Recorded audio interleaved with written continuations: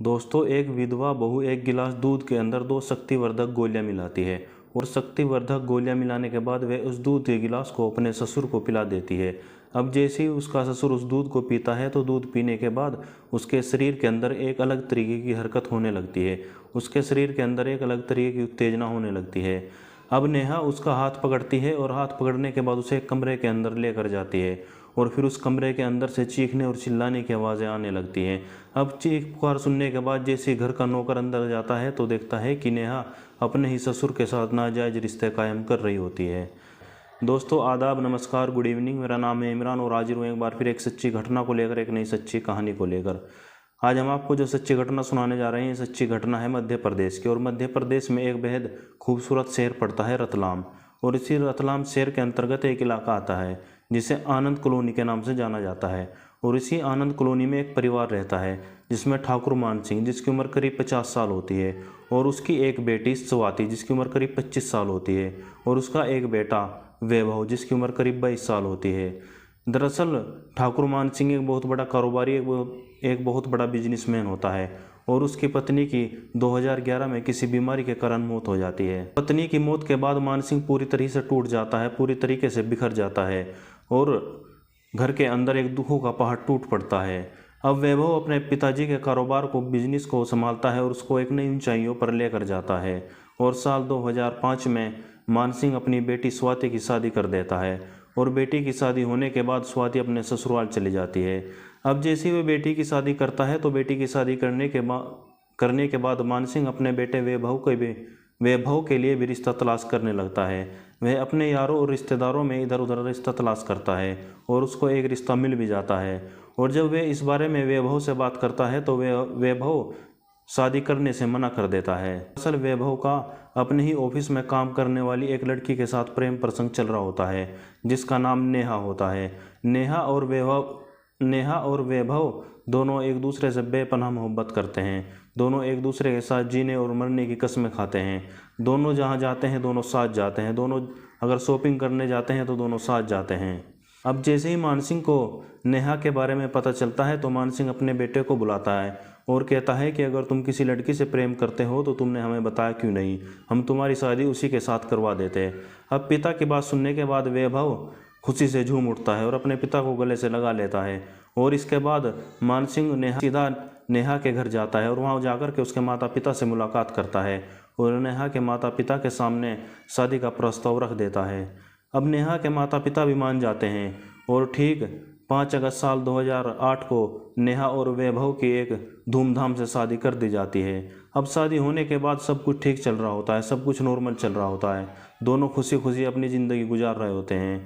घर के अंदर एक खुशी का माहौल होता है।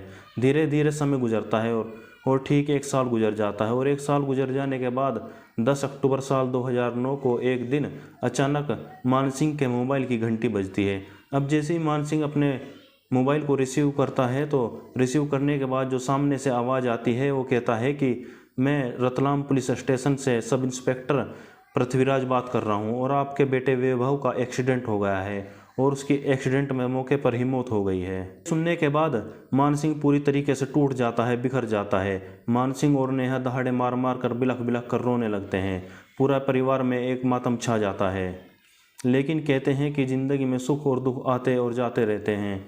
परिवार के लोग मिलजुल कर के वैभव का अंतिम संस्कार कर देते हैं और अंतिम संस्कार करने के बाद घर के हालात ख़राब हो जाते हैं। घर में पूरी तरीके से दुखों का पहाड़ टूट पड़ता है। धीरे धीरे समय गुजरता जाता है। नेहा वैभव के कारोबार को, उसके बिजनेस को संभाल लेती है, उसको एक नई ऊंचाइयों पर लेकर जाती है। और इसी बीच कुछ समय के बाद नेहा अपने ही ससुर के साथ नज़दीकियाँ बढ़ने लगती है। वह अपने ससुर के साथ खाना खाने लगती है, नाश्ता करने लगती है। दरअसल नेहा की नज़र उसके कारोबार और उसकी प्रॉपर्टी पर होती है। और कुछ समय के बाद एक दिन ऐसा आता है कि नेहा एक गिलास दूध के अंदर 2 शक्तिवर्धक गोलियां मिला देती है और वह दूध को ले जाकर के अपने ससुर को पिला देती है। दरअसल मान सिंह को रोज़ सोने से पहले दूध पीने की आदत होती है। अब मान सिंह दूध पीता है और दूध पीने के बाद अपने कमरे के अंदर सोने के लिए चला जाता है और करीब 1 घंटे के बाद उसके शरीर के अंदर एक अलग तरीके की हरकत होने लगती है। उसके शरीर के अंदर एक अलग तरीके की उत्तेजना होने लगती है। अब नेहा भी इसी समय का इंतज़ार कर रही होती है और वह एक खिड़की से झांक कर सब कुछ देख रही होती है।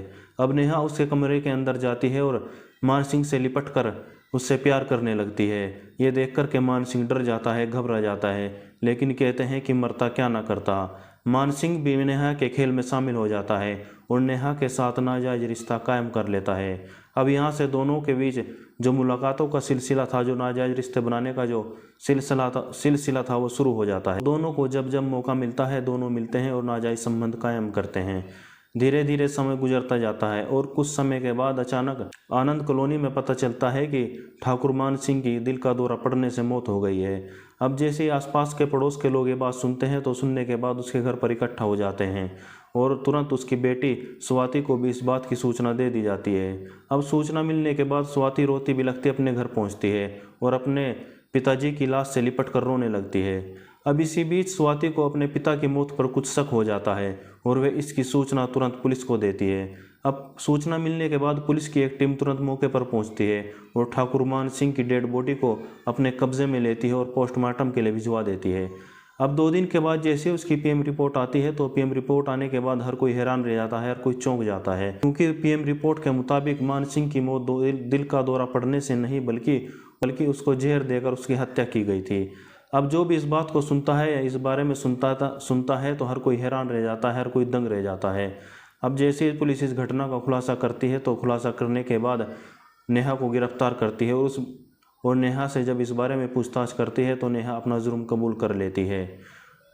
पुलिस नेहा को गिरफ्तार कर उस पर गंभीर धाराओं में मुकदमा दर्ज करती है और नेहा को जेल भेज देती है।